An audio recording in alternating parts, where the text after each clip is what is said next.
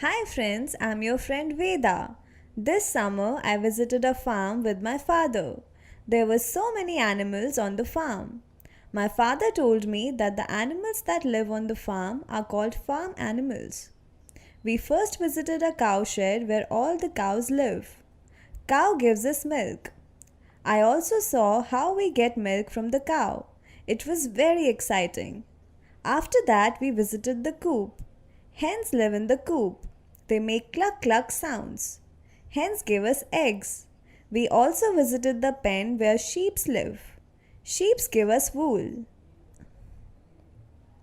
The farmer loads all the milk, eggs, wool, and grain on a horse and sells it in the market for money.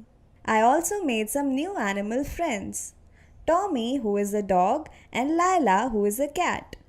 My father told me that these are animals that can be kept at home and are called pet animals. In the evening, I said goodbye to all the animals that I had met and went back with my father.